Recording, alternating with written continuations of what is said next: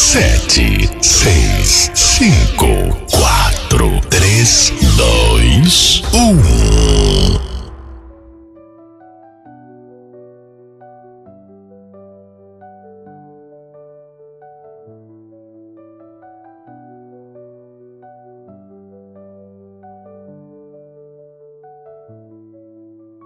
Como tornar a sua empresa inquebrável? Vocês acham que tem como fazer uma empresa ficar inquebrável, sim ou não? Tem ou não? Não acredito. Acredita? Acredita? Quem não acredita, não tem como tornar uma empresa inquebrável. Só um. Quer mudar de ideia? 2. Por que num ano assim quebra 1 milhão de empresas no Brasil? Sabe explicar ou não? Vamos trabalhar só com dados agora. Por que as empresas quebram? Vocês respondem agora, vai. Por que a empresa quebra? Falta de energia. Só me dá agora, não evolui. Má gestão. Má gestão. Falta de cultura emocional. CPF fraco. Mudança. Processo. Falta de planejamento. Falta de visão.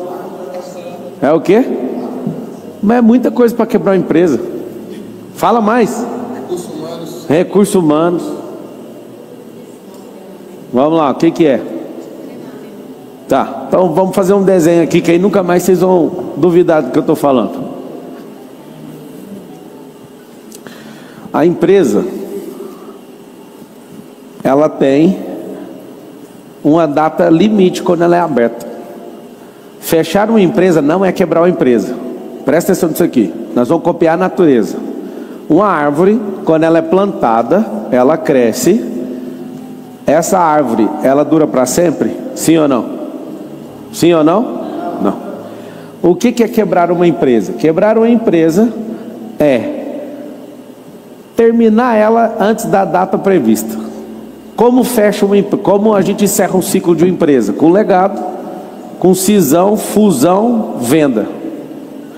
A cisão é transferência de bem dessa companhia para outro grupo e esvazia ela. A fusão é juntar 2 grupos, independente de quem vai controlar. A venda, os donos saem ou perdem o controle majoritário, acionário. Eu fecho a empresa, vou lá e dou baixa na junta comercial. Mas quebrar uma empresa, ela precisa de um vírus para quebrar uma empresa. Esse vírus precisa entrar na cabeça do dono. Não é tijolo que quebra, não é telhado, não é máquina, não é o mercado. A empresa, ela está num segmento. Se você entender o que eu vim te mostrar, você troca de segmento. Tem gente que quebrou o segmento, mas a empresa não quebra. O segmento para de funcionar, uma legislação proíbe seguro no Brasil. Vai quebrar, e agora? Dá até um trem ruim, não dá? Transporte, agora inventaram a máquina de teletransporte. Vai fazer aquele de caminhão? Imagina uma máquina de teletransporte. Você pega aquelas bobinas de aço assim, taca dentro de um portal, atravessa lá, de Minas sai lá e no Acre. Resumindo, o que é uma empresa na verdade? A empresa é uma história com validade. Só que a maioria de vocês não tem a validade da empresa. A gente abre um CNPJ chamado SPE, que é a sociedade com propósito específico, não é isso?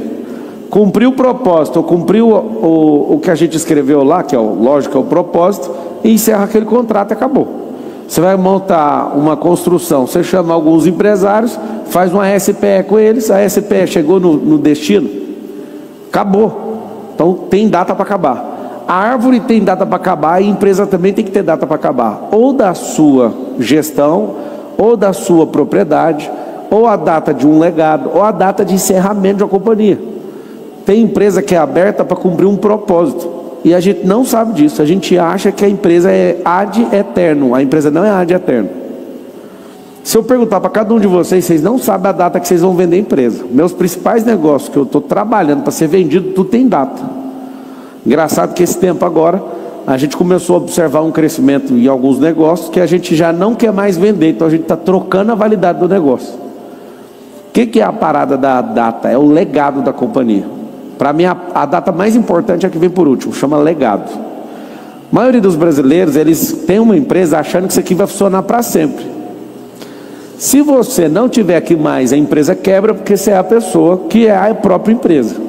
Se você usa um tipo de ferramenta que entrou em desuso, você vai ficar desanimado e a empresa vai quebrar. Então, na verdade, o que é uma história? A empresa é um pacto emocional com validade. O fato de você não colocar validade não quer dizer que está sem validade. Árvore, você vai pegar uma árvore, nós vamos lá para Israel. Quem vai para Israel dos que estão aqui? Nós vamos descobrir árvores lá que tem 1000 anos. Você vai ficar assombrado, porque você vê um pé de manga aqui que dura 30 anos, você fica chocado. Você vai ver a árvore de 1000 anos lá. Você vai ver a árvore que completou 1 milênio no mesmo lugar. É chocante ou não?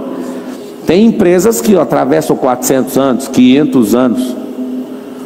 Só que aí que está o detalhe. A construção da natureza, ela é cíclica. As empresas também. Por que a gente faz a hereditariedade de uma companhia? Uma companhia dá certo com esse cara, a chance de dar certo na próxima geração é de 15%. Você quer global, tá? E da próxima geração é só 5%. Então, infelizes são aqueles que montam um negócio e fazem seus filhos assumir esses negócios. Principalmente com a disruptura que tem hoje. Antigamente, nossos filhos, eles não teriam outra possibilidade. Eles eram obrigados a mexer com isso. E o fato deles serem obrigados a mexer com isso, aponta um pequeno detalhe. Eles não tinham saída. Agora, eles olham você sofrendo e olham para o seu lifestyle, eles não querem um negócio de vocês. Agora, matematicamente, Ita, atende aqui para mim. Esses sócios meus só me ligam quando eu estou falando. Fala aí que eu estou falando aí. 15% na primeira tradição, 5% na segunda, ou seja, o avô, o pai e o filho. Então você está indo contra a matemática tentando dar negócio para filho. E eu vou te falar, cada geração que for passando vai diminuir esse percentual de dar certo.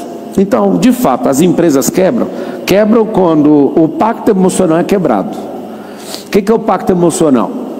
A empresa, ela não é algo real, ela é anota a expressão, realidade imaginativa. Se eu, dono, que sou o criador do pacto emocional, começa a desanimar, eu vou transmitir o desânimo para todo mundo. Todo mundo vai ficar desanimado. Então eu faço um pacto.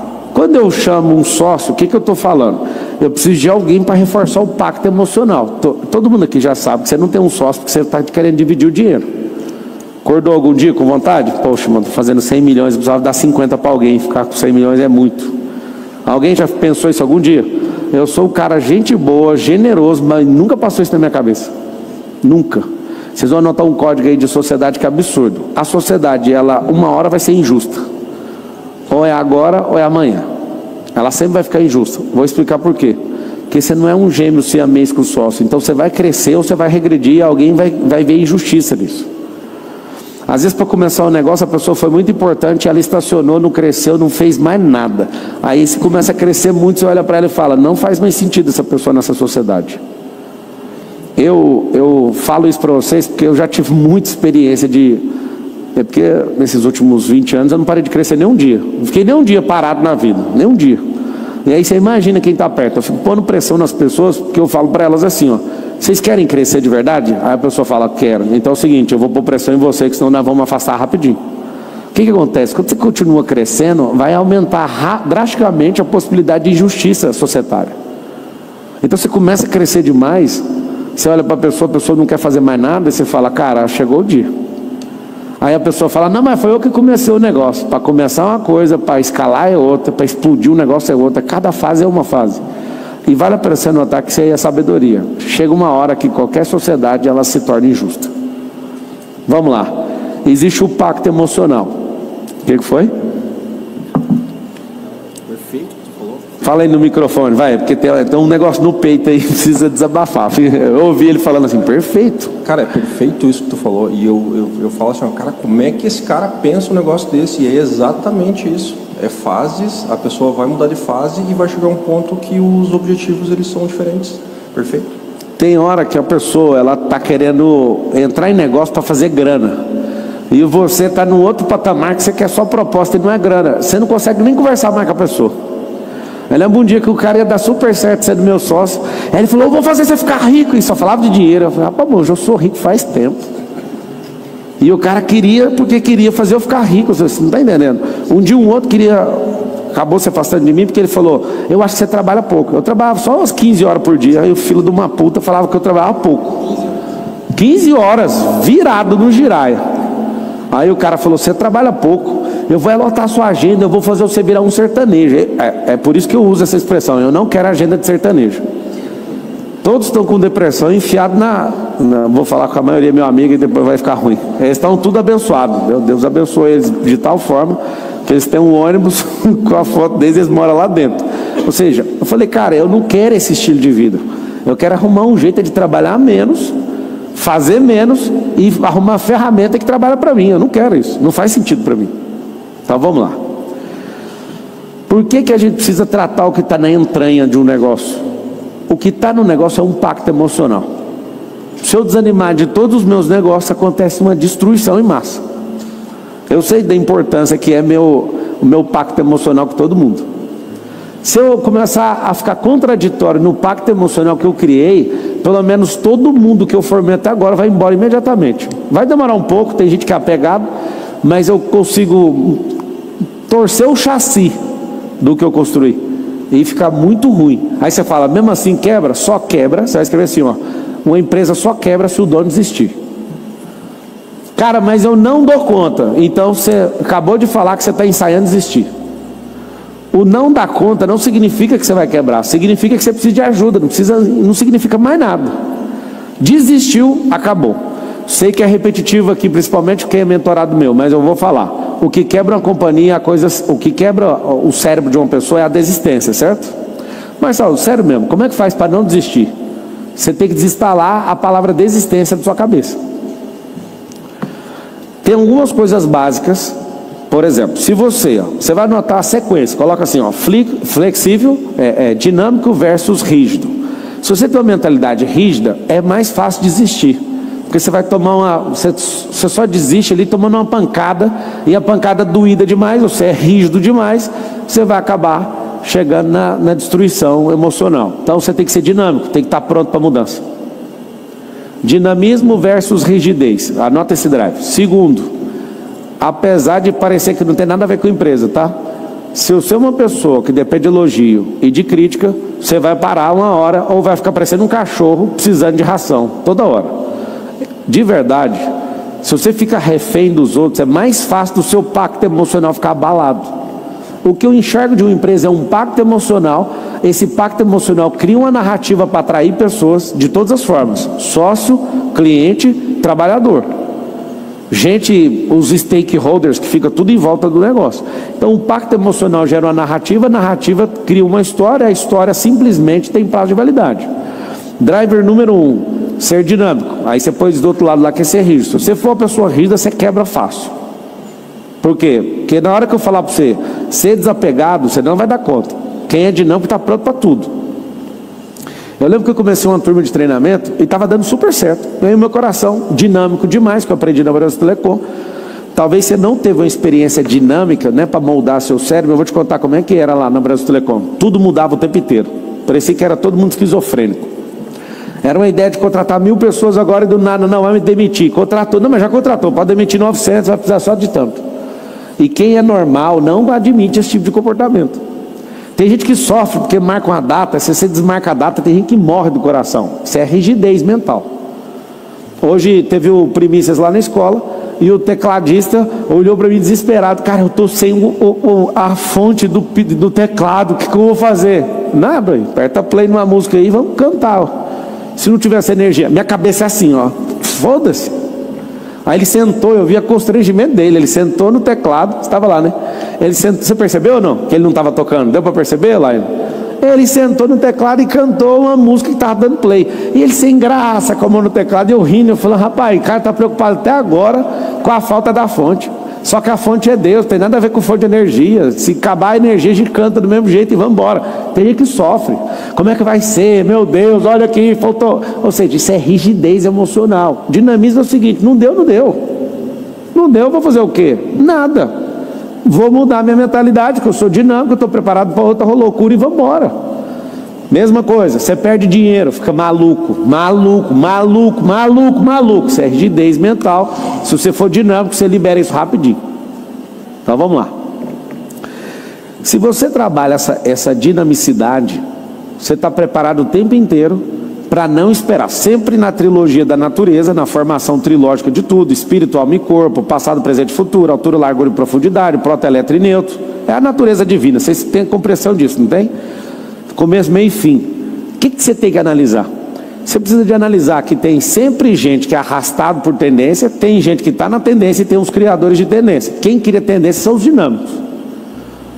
Quem anda na tendência são as pessoas rígidas. Elas olham e falam, agora vai quebrar mesmo, agora eu vou ter que entrar. E aí se ela demora a entrar, é como se fosse um cavalo passando. O cavalo, você não monta nele porque você é rígido demais, o cavalo te pega numa corda que está passando e cata você pelo pé. Viu uma cena tão triste de um pessoal abatendo um gorila num zoológico. Um menino, coitado, de 7 anos caiu dentro da jaula do... Vocês viram? Terrível, né? O gorila catando o menino, aí você não sabe, vou matar o gorila ou vou deixar ele matar a criança? Ele achando que era um bebê reborn, o gorila achando que a criança arrastava ele de assim, o trem mais feio do mundo. Aí você fala, vou ter que tomar uma decisão. Quem é rígido ali, espera o caos acontecer. Ele fala, o que eu faço?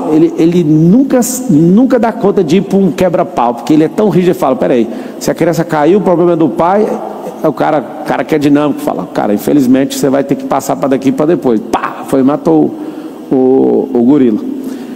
A pessoa que é dinâmica, ela está pronta para assumir prejuízo, ela está pronta para mudar a narrativa. Estava dando super certo o treinamento que eu criei, que começou esse método IP aí, não era método IP, fui mudar na 4ª turma, era uma turma de coach. Meu coração falou, não mexe com isso. Aí os caras, todo mundo em volta, né, amigo, funcionário, gente que estava junto comigo, formando os treinamentos, cara, mas não faz sentido, o coach está em alta, mas não interessa, eu não quero. E os caras com a mentalidade rígida, geralmente uma pessoa que é metódica, elas não abrem a possibilidade. E eu mesmo assim segui. Eu fiquei ouvindo gente no mercado, vi a situação acontecendo, vi que eu estava na tendência, mas eu queria passar à frente. E para passar à frente, talvez você vai tomar prejuízo. Talvez não, vai ter que tomar prejuízo no começo. Todo mundo que quer assumir a dianteira do mercado vai ter que parecer louco, depois vira gênio. Então, eu tenho convicção no meu coração, uma certeza absoluta que a empresa não quebra. Mas para ela não quebrar, quando chegar na data de validade dela, você tem que fechar. Na hora que o seu propósito não tiver mais aquilo, você tem que arrumar alguém para assumir aquilo. Vou explicar por quê. Porque um coração apontando para um lado e uma empresa apontando para o outro, certamente você vai ter uma ruptura abrupta. Então, ou você alinha de volta para esse negócio, ou então você arruma alguém para ficar com esse negócio. Não adianta. Marçal, o problema meu é só o mercado. O mercado ficou ruim. O mercado é o seguinte, é um jogo de Uno. Quem aqui já jogou Uno comigo aqui? Levanta a mão. Vocês já jogaram. Quem já jogou e eu ensinei a jogar ou não?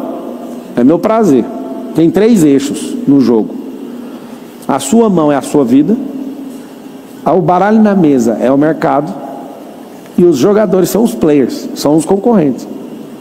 Gente que presta atenção só na própria vida, a vida dela é bagunçada, porque sempre o baralho está bagunçado, é por isso que ela tem que ficar assim, ó. Se você tiver um método, as cartas X fica do lado esquerdo, eu separo por cores, e aí minha vida está organizada, eu nem fico prestando atenção nela mais, é instintivo, eu fico olhando para os jogadores. E aí a carta desceu, eu acredito que eu venço 70% dos jogos, desde quando eu entendi isso aqui, 70% dos jogos eu venço. Isso jogando com gente boa, com gente ruim eu venço tudo. Porque a pessoa ela não organiza a vida, eu já estou cortando ela 2 vezes, ela nem vê. E sou bom demais para criar diretriz, se baixar o baralho do nível da mesa já vai comer mais um, aí eu viro caos emocional, porque ganha isso. Se você abalar emocionalmente um concorrente, ele vai cair. Todo jogo que eu vou jogar, a primeira coisa que eu faço não é pensar na raquete e na bolinha, é de entrar na cabeça da pessoa. Porque todo jogo é emocional. Toda narrativa, todo pacto, toda realidade imaginativa é um pacto emocional. Se você vai jogar um tipo de jogo, se você irritar a pessoa, você já está com um ponto, já marcou um gol. Aí é facinho, a pessoa vai querer revidar. Eu estava assistindo um podcast do Adriano Imperador, no final da Copa América, a Argentina ganhando, faltando 1 minuto para acabar o jogo, eles olharam, viram que não ia virar o jogo, eles olharam Luiz Fabiano, Adriano, os caras falaram, vamos meter a porrada nesses argentinos? Vamos. Na hora que o cara veio, ele foi dar uma cotovelada no cara, ia começar um caos generalizado, a bola sobra no pé do Adriano, ele bate a bola e empata o jogo e vai para os pênaltis e ganha. E ele ali já estava abalado emocionalmente com o argentino, que a gente já tem uma rixa, mas ele falou, eu vou dar uma cotovelada no cara, a bola sobrou, ele falou, meu Deus, a bola está aqui, peraí, e bum, meteu um golaço. O que é a parada? Quando você emocionalmente entrega a narrativa, você já perdeu o jogo. Na sorte, ele ainda confessou, na sorte a bola sobrou para mim, e eu ia bater no cara bem na hora, e aí eu desisti de bater e chutei no gol. Empresas quebram, não porque elas não têm a capacidade nem de crescer, nem de estagnar e nem de diminuir. Então, se a empresa não tem capacidade de crescer, ela também não tem capacidade de quebrar. O que quebra é o pacto com a sociedade, o pacto societário com os seus sócios, o pacto com os colaboradores, o pacto com os fornecedores, o pacto com os clientes. Repete assim comigo, uma empresa é um pacto. Então, se tiver um pacto bem firmado, e quando você percebe que tem pessoas atacando o pacto, qual que é o seu trabalho sendo dono, Vitor? Tirar as pessoas do pacto. Faço isso com muita velocidade. Quando eu vejo que alguém não está na onda do pacto, removo com maior paz de espírito. Falo, maluco, você está em outra frequência. A sabedoria de um empreendedor é fazer com que as pessoas que estão no negócio, você tem que antever, anota essa palavra aí. Essa palavra ajuda demais, você não passar perrengue com a empresa, chama antevisão. Antevisão é projetar alguma coisa antes dela acontecer. Ser proativo é ir na frente. Se você tem antevisão, você governa mais rápido e mais tempo. Então, se você tiver antevisão, e ao invés de você preocupar com o produto como dono, ao invés de você preocupar com o marketing como dono, mas você preocupar com o pacto emocional que você está envolvido, você não vai quebrar, não tem como. Eu fico zelando nisso. O que essa pessoa está fazendo aqui nesse ecossistema? O que está acontecendo? Eu muito veaco com isso. Desde quando eu entendi que esse pacto, essa realidade imaginativa que faz parecer que a empresa existe, eu prezo muito pelo que as pessoas estão trafegando em ondas para mim. Mas eu não entendo de frequência igual você. Você entende, você só não sabe dar aula. É igual inglês. A maioria aqui entende o inglês, só não sabe falar. Você entende, você vê a pessoa falando, você sabe meter uma perguntinha, sabe fazer um trenzinho, sabe? A maioria que não sabe fluidez, não tem fluidez no inglês, é assim que sabe. Sabe falar, até conhecido como inglês de cachorro. Porque o inglês de cachorro, o cachorro sabe entender o inglês, mas ele não conversa. Então é o inglês de cachorro. Fala sit down, ele senta, mas ele não sabe falar o que está acontecendo. Você sabe sobre frequência, mas você não sabe explicar, é o que está acontecendo. Simples. Simples assim.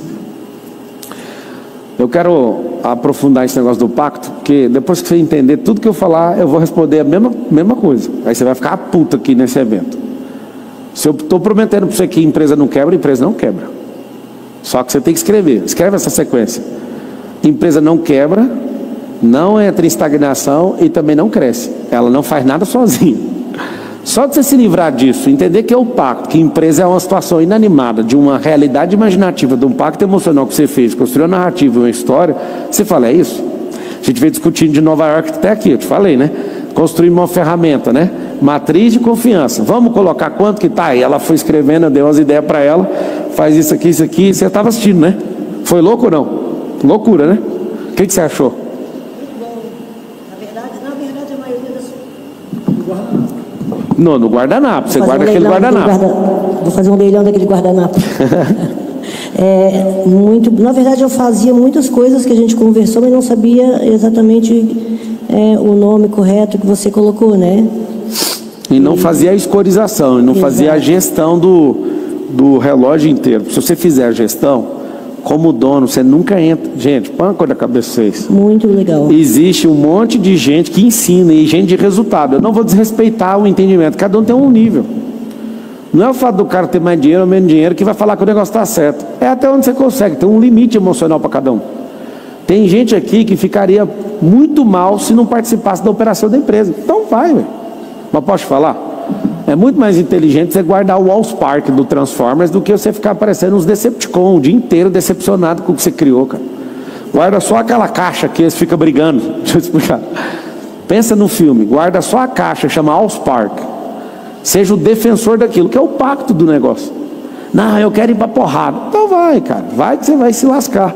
Marcelo, mas está no começo da empresa. É no começo da empresa que você pega um princípio bíblico. Honra no pouco, você vai ser colocado no muito. Não é o excesso de trabalho que vai fazer a companhia crescer. Não é o pacto. É a admissão de pessoas minimamente conectadas ao pacto que você desenhou. Por exemplo, aqui nessa empresa, né, não pega currículo, né, a gente não contrata a gente por currículo, é por propósito, isso é um pacto. Aqui nessa empresa, a gente não tem aquela lista de benefícios infinitos que fazem os funcionários delirarem. Quase não tem benefício. Ah, mas qual que é o pacto? O pacto é, trabalha aqui que você vai crescer. É um pacto. E não estou contra meus amigos empresários que fazem, nossa, toma aqui todos os bônus do mundo. Tem empresa que faz isso. Quando uma pessoa vira aqui de dentro da empresa e fala assim, eu vou mudar lá para a empresa fulano porque ela tem um... Oh, meu Deus, você tinha que ter ido, era direto. Se quiser, eu te indico. Não é que eu sou tirão, não é que eu sou bichão, não. É porque eu fiz um pacto, meu pacto é um. E se você está atrás disso, você tem que associar com aquilo que você tem um pacto. Meu pacto é pegar qualquer pessoa e fazer qualquer pessoa explodir na vida, desde que ela deixe de ser qualquer pessoa. É um pacto. Eu já provei, né? Acho que vocês conhecem um pouco da história. Hoje mesmo eu recebi a história. Você quer falar? Falar? Só um depoimento aqui pra galera. Eu fui no MetaDP e aí o Pablo Massal ele fez uma pergunta para um cara que estava na plateia, que também faz parte do conselheiro. E aí o carinha pegou e falou assim: eu cresci mais trabalhando menos. E aquilo ali explodiu minha cabeça. Aí eu anotei todas as funções da empresa que eu executava e contratei e treinei funcionários durante um mês para todas aquelas funções. Resultado, a empresa cresceu mais sem mim do que comigo quando só eu fazia. Ou seja, deu ROI entrar no conselheiro. Não, o ROI era no IP, né? Já deu ROI no IP. Então, mas tem gente que ela não consegue delegar, não consegue treinar e quer não trabalhar. Não funciona. Não funciona. Ele falou a palavra-chave. Fiquei um mês treinando. Nos Estados Unidos, quando você vai contratar um executivo, ele tem que ir para o chão de fábrica. Ele vai uma vez para o chão de fábrica, aprender, fazer carona com todas as áreas para depois sentar na cadeira. No Brasil, contrata a pessoa como se fosse jogador de futebol, joga a bola, já marca um pênalti, vai lá e bate. Não, cara, vai conquistar a faxineira, vai conquistar o porteiro, vai conquistar todo mundo do time primeiro. Você não vai sentar nessa cadeira desse jeito. Pode pegar, nunca. Eu já trouxe um CEO, 2 CEOs de fora. Os 2 CEOs de fora, que caos. Eles não bateram a frequência. Os 2, gente boa. Amigo, continua tudo bem. Mas os caras não chegam, mano. Os caras queriam guinar a empresa para a cabeça deles. Eu falei, cara, vocês estão entendendo que tem um pacto? E aí por isso que eu tenho paciência em treinar os outros. Por isso que eu tenho paciência em passar raiva nos outros. Eu tenho mais paciência em passar raiva do que treinar. Porque é o melhor treinamento que existe. É o melhor treinamento que existe. Quando eu estava treinando o Tássio lá no Catar, eu vi ele sem dinheiro, cara. Eu poderia ser tão gente boa e falar, Tássio, deixa eu pagar suas contas. E eu olhava para aquilo e falava, cara, você vai lembrar para sempre desse dia. Um dia eu estava em Londres agora, andando, passando perto de uma calçada, numa cena parecida com o Catar. E eu falei assim, putz, mano, 2022 você estava com cartão de crédito zerado, sem nada, sem dinheiro para comer lá na Copa do Mundo e sem o ingresso da final. Rapaz, mas foi chocante para nós dois. Parece, mas o que você faz? Meu negócio é pôr a pessoa na frequência, que senão ela não bate com o pacto. Na hora que a pessoa descola, para mim está tudo bem, cara. Não tem apego, lembra disso. Quer falar? Boa tarde. Cara, você falou agora, resumiu o que eu vim buscar aqui nesses 15 minutos. Eu tenho uma empresa que tem 10 anos e, modéstia à parte, foi construída com um sócio investidor. Só que no meio do caminho a gente teve que tirar eles, né? Sócio investidor que colocou o dinheiro e você pôs o nome dele no contrato social, né? Yes. Nunca coloca sócio investidor no contrato social. Na realidade, foi muito imaturo. Eu comecei pelo fato de confiança. Eu tinha uma ideia, né, que eu já tinha feito funcionar. E como eu falei, pelo fato de vocês estão colocando dinheiro, pela confiança, fica 33% para cada um. E quando eu voltar o retorno, eu fico com 50%. Nossa, foi uma briga para chegar nisso daí. Ainda bem que eu tinha gravado, né, essa reunião. E hoje, pelo fato da minha família ter me ajudado também, né, um primo, irmão, eu estou vendendo a empresa para não perder mais valor e eu consegui me separar dessa, como que eu posso dizer? Eu acho que eu quero sentar em outras cadeiras e eles não querem, quem me ajudou até hoje não quer alavancar mais, entendeu? Para ele estar confortável daquela maneira e é isso, é desapego emocional e você seguir o rumo, né? É isso que eu vim buscar e esses 15 minutos já me mostrou que eu tenho que fazer a decisão. Antes de entrar aqui, uns 5 minutos antes, eu recebi uma oferta pelo dobro do valor que eu estava quase fechando. Certo que vai ser um pouco parcelado, mas eu vou fazer isso agora, já certo. Boa. Amanhã eu já vou... Sugestão, sempre tenha conselheiros, nunca toma decisão, porque está provado, humildemente, tá? Está provado que a maioria aqui não sabe nada de empresa. Nós somos guerreiros, nós temos um estilão de sair metendo bambu e fazendo e dar certo, e vamos fazendo. Eu era desse jeito, cara. Quando eu entendi que dá para aprender um negócio, é um absurdo. Cara, eu vendia vassoura na rua com 13 anos de idade. Vou te dar um conselho aqui. É por isso, cara. Eu comecei minha vida financeira vigiando carro, 96. Porque eu tive um pai duro demais que não me dava grana. Eu falei, mano, eu vou olhar carro. Ele falou, se vira, vá cuidar da sua vida. Foi a primeira vez que eu ouvi isso. O livro Vá Cuidar da Sua Vida é 1996. Começa narrando a história do meu pai mandando eu cuidar da minha vida. Foi muito duro comigo. Eu, desde os meus 9 anos, eu não lembro de ficar assim, alguém me ajuda. Ele transformou numa máquina por causa disso. Meu pai ficava me treinando para vender desde 5 anos de idade. Vende esse livro aqui para um cara, vende isso aqui, vende isso aqui. Ele ficava o tempo inteiro maluco em cima de mim. O que eu tenho para falar para vocês? Compensa o que eu vou te falar, eu anotaria, tá? Para evitar qualquer transtorno empresarial, nunca feche um contrato sem pagar para alguém revisar esse contrato. Eu sou jurista e pago. Jurista não é alguém que vive só de juro, é alguém do mundo jurídico. Eu sou duplamente jurista. Eu fui para a academia de direito, fui muito empenhado no direito. Eu pego um contrato, por exemplo, que eu vou assinar de uma aquisição de companhia, eu pego lá 300 páginas, 170, eu leio linha por linha, sem falhar. E destruo o contrato, mesmo sabendo, mesmo tendo perspicácia, mesmo caçando todas as cláusulas leoninas, eu vou lá e pago 100 mil reais para alguém olhar. Aí você fala, mano, você não paga. Paga, porque a dor de cabeça vai ser do tamanho de centenas de milhões de reais. Se for um negócio que você está crescendo e gerando valor, eu não estou brincando. Eu não tomaria decisões sem ter conselho. Então você vai anotar aí, ó. Por que eu sei que a sua empresa é mais frágil que qualquer outra empresa? Porque não tem governança e nem um grupo de conselheiros. Tem que ter um grupo que dá conselho para você. Não faz sentido. Contratos que você vai investir milhões, 100 mil reais não é nada. Dá uma dor ter que dar esse pão de advogado, não dá? Fala, pô, mano, vou dar 100 mil para o cara, mas vai evitar você tomar um toco de 5 milhões, de 10, de 15. É um absurdo não saber disso. Então, eu sou muito chato com cada linha do negócio. Mesmo entendendo, eu sei que eu sou brabo. Eu tenho malícia contratual. Meu amigo, não fico sem pagar, eu pago. Esses tempos agora rolou um estresse numa empresa, e aí o cara veio e falou, não, é porque eu tenho uma ideia aqui, a ideia era me ferrar. Eu falei, olha, não sei se você sabe, eu li o contrato, propus minhas partes, eu estou amarrado com isso aí, você não consegue fazer o que você quer. Mas peraí, deixa eu ver o contrato. Aí começaram a brigar os advogados, tudo. Eu falei, quem pôs no contrato foi eu. Vocês me deram o contrato, eu li, eu fui lá, amarrei 3 cláusulas, vocês viram, acho que vocês não perceberam, e vocês se fuderam e assinaram. O que eu posso fazer? Vocês colocaram cláusula, eu falei, mexeu no contrato, é digital isso. E todo mundo viu que eu mexi no contrato. E eu fui lá, por quê? Porque ele estava querendo me amarrar numa situação que condicional, se eu fizesse uma coisa, eu não vou ficar dando detalhe aqui, porque depois vocês vão ficar vasculhando. Se eu fizesse uma coisa e conseguisse essa coisa, talvez alguém já manje o que é. Ia abrir uma vulnerabilidade no contrato para eu perder o controle do negócio. Se aconteceu alguma coisa, entendeu ou não? Aí eu fui lá e escrevi, antes de começar esse negócio eu já era isso não muda nada, não sei o que, suavizando a cláusula que eles fizeram. E os caras deixou passar, e esses dias eu tomei um tranco, eu falei, mano, vocês conhecem essa cláusula aqui? Não dá para derrubar ela. É muito massa, cara, quando você entende de direito e não brinca com o pacto. O pacto ali começa na imaginação e tem que ser selado com uma aliança contratual e formalizada. Vai pôr sócio investidor? Não põe no contrato social. Faz um mútuo conversível em ações. Não saber disso é uma merda. Não põe.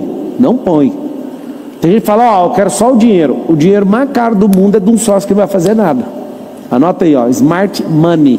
Money, né, em português. Smart Money é o dinheiro inteligente. O cara que põe o dinheiro e vem com estratégia. Esse dinheiro é inteligente. Ou o cara que entra com o dinheiro e entra com imagem. Esse dinheiro é muito inteligente. Agora, só dinheiro no banco é mais barato. Pode ir que é mais barato. A dor de cabeça do banco é mais barato. Porque tem como você enrolar o pagamento, tem como você destruir com tudo, pausar, cancelar, brigar na justiça, sem estresse. Agora, com gente doida, com contrato, você é louco. Na minha família, acho que eu nunca contei isso para ninguém. Foi uma dor muito grande para minha mãe. A gente tinha uma empresa de material hospitalar e eu fazia as licitações para ela, né? Desde os 14 anos fazendo licitação. Foi uma dor tão grande. Meu padrasto vendeu uma companhia, vendeu a participação, os caras foram olhar a empresa de material hospitalar, e aí o cara entrou e falou, não, só antes eu assumi o controle. Ele assumiu o controle, viu que era uma baderna a empresa, porque o padrasto era um idiota com a empresa. O cara, sem avisar nada, foi lá e deu um tombo e tomou a empresa. E a gente foi entrar na empresa, a empresa toda trocada, as fechaduras, coisa mais... Eu nunca contei isso para ninguém. Vocês não sabem o que é um sócio que sabe jogar. Vocês pegam um cara, e o cara era dono de umas 20 empresas na época, a gente queria matar esse cara. Ele não pôde fazer nada, nem foi para a justiça porque não tinha o que fazer. Todo mundo que foi ouvir depois de fazer a sociedade falou, você perdeu a empresa. E a empresa era uma empresa muito promissora. Era uma empresa que dava uma vida muito boa, né, para minha mãe, para o meu padrasto, eu morava com eles na época. E eles perderam a companhia. Então você tem que tomar muito cuidado com o pacto. E ele estava desesperado porque o cara tinha dinheiro, o cara entrou com o dinheiro, só que o cara era safo. Viu que ele era um bagunçado, falou, toma aqui a empresa. Mas não deu nem tchau. Não deu nem tchau. Foi horrível, horrível. Indenizou do jeito que quis, fez uma loucura na nossa vida na época. Aí a história é tão pesada que eu tive que um dia convencer esse padrasto a não suicidar, que ele falou, eu estou na BR, vou jogar o carro de bar numa carreta agora. Eu falei, cara, a gente reconstrói tudo, empresa não é nada. Imagina eu, adolescente, tendo que convencer um cara desse jeito, porque ele fez merda no empresarial. Aí ele fechou o contrato com o cara e não mostrou o jeito que a empresa estava de verdade.